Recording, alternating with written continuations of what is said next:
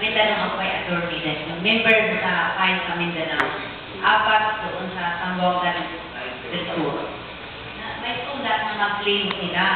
Kaso, natapos na yung pamimigay natin. Ano daw ngayon naisip nila?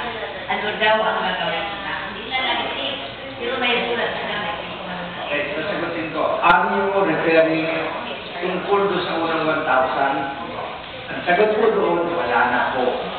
Sapagkat yung 1,000 sinulin na doon, kasama na doon sa tinatawag natin settlement fund.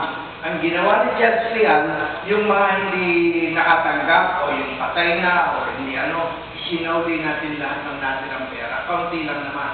At yun, pamumusunod naman natin ngayon dito sa pangalawang 1,000. Kaya yung una ho, wala na, tapos na yun. Ilang buwan na ho, ilang matagal na eh. Magto 2 years na nga yun eh. Hindi natin pwedeng hintayin sila. Tanong lang naman po. Oo, kaya nga, yun po ang sagot ko. Wala na po, kalimutan na yun. Yun ho, wala akong pag-asa yun. Yung pinamahan namin po na sa atin. Yung ngayon, yung sa una, yung sa, yung dito, local, at dito yung sa pangalawa, pwede. Kung kasama sila, ang pangalan nila. Nakasama po sa 9,539. Sa 7,000 wala na po.